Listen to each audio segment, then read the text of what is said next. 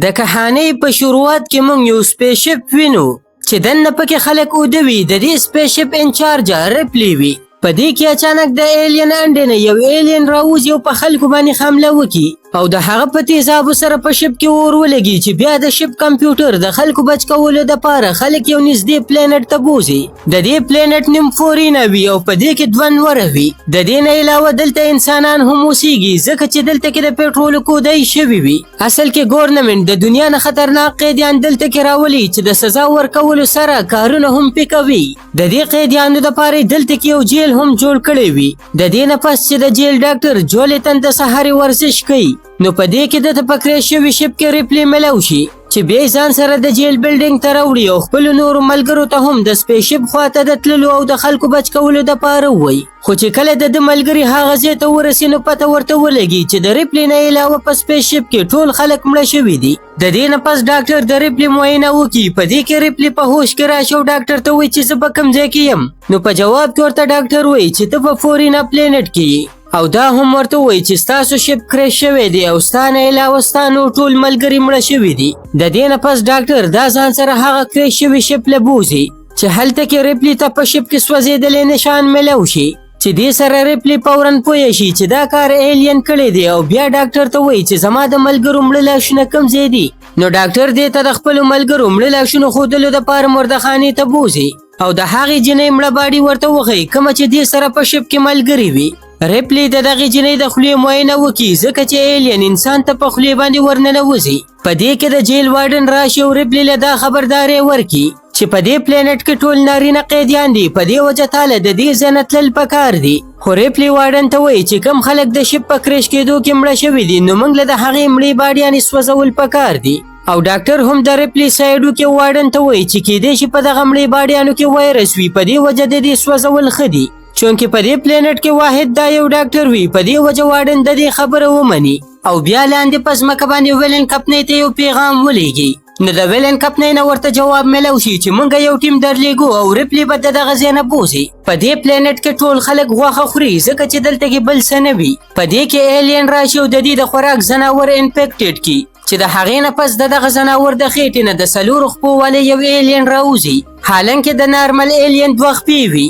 د دې نه پس د جیل ټول قیدیان یو ځای ته راجمع شي د هغه مړو خلکو باډیانو سوځولو دپاره چې بیا دغه مړې باډیانې په یو بکسه کې واچوي. اصل کې په دې بکسه کې دا قیدیان اوسپنه ویلې کوي او د هغې نه مختلف قسمه اوزار جوړوي. د دې هر څه نه بعد ریپلی خپل ویښته د جیل د نورو قیدیانو په شانتې واړه کړي ځکه چې په جیل کې څوک هم دې ته په خراب نظر ونه ګوري.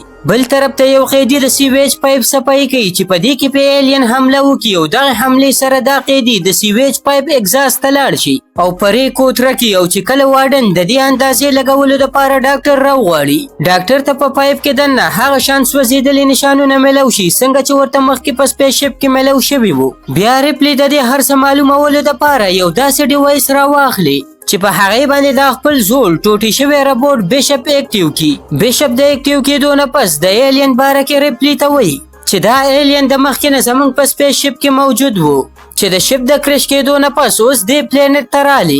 بیا ریپلی د جیل وارډن خواله لاړه شي او هغه ته دا ټوله خبره وکړي چې دا هر څه یو ایلین کوي. خو وارډن د ریپلی په یو خبره باندې هم یقین ونه کړي او د هغه د تلو نه پس ریپلی ډاکټر جولیتن ته د ایلین ټولې خبرې شروع کړي چې په دې کې یو ایلین د اګزاست په ځای راننوځي او د ډاکټر جولیتن قصه هم ختمه کړي. ریپلی چې دا وویني نو په منډه باندې د وارډن خواله ورسي او هغه ته دا خبره وکړي. خو وارډن د دې په خبرو باندې یقین نه کوي چې په دې کې اچانک ایلین دلته کې هم راشي او د ټولو قیدیانو مخکې وارډن مړ کړي. دې سره ټول قیدیان ډیر زیات ویریږي او د خپل مشر قیدي ډیلن نه تپوس وکړي چې موږ له اوس څه کول پکار دي. اصل کې دې سره داسې هیڅ قسمه ختیار نه وي چې ایلین پې مړ کړي او بغیر د سپیسشپ دا پلانټ هم نشي پرېښودلی. په دې کې ورته ریپلی وایي چې موږ به ایلین د اور په ذریعه مړ کړو. بیا د وارډن اسسټنټ ریپلی ته د جیل نقشه وښیي او ورته وایي چې موږ به ایلین د جیل په ګودام کې په څه طریقه باندې قید کړو چې بیا ریپلی د دې لپاره یو پلان جوړ کړي او ورته وایي چې موږ به په وینټیلیشن پایپ کې اور ولګو چې دې سره به ایلین د پایپ نه بهر راوځي او په ګودام کې به یې ګیر کړو.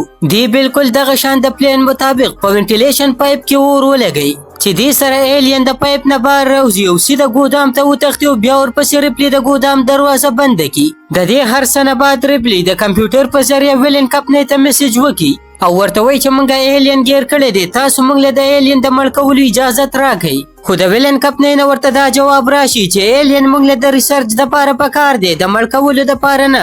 بل طرف ته یو خطرناک ملزم قیدي چې د هغه نوم والټن وي، هغه د ګودام خواله لاړ شي او سکیورټي ته وایي چې ماته د ګودام دروازه کولاو که زه ایلین لیدل غواړم. خو چې دغه سکیورټي دته انکار وکړي نو بیا والټن دا سکیورټي مړ کړي او ګودام ته دننه ورننوځي.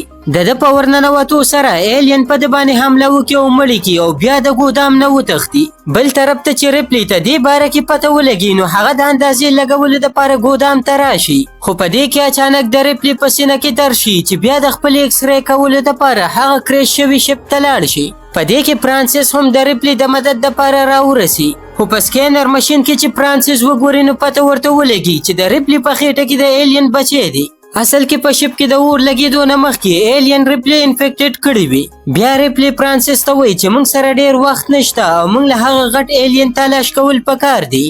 اصل کې دغه غټ ایلین ریپلی سره خوا کې ولاړ وي خو بیا هم ریپلی ته څه نقصان نه وررسوي چې دې سره ریپلی ته دا اندازه وشي چې ایلین په یو قانون باندې خپلو بچو ته نقصان نه وررسوي. بل طرف ته موږ د ویلن کمپنۍ سپیس شپ وینو چې دې پلینټ ته رانږدې شوي وي او ډیلس هغه قیدیانو ته حوصله ورکوي کوم چې د ایلین نه ډېر زیات یېرېدلي وي چې موږ به ایلین دنیا ته بوځو هلته به یې وجنو. په دې کې ورته ریپلی وایي چې د ایلین دنیا ته بوتللو دا کار به زه وکړم ځکه چې ایلین ماته نقصان نه رارسوي.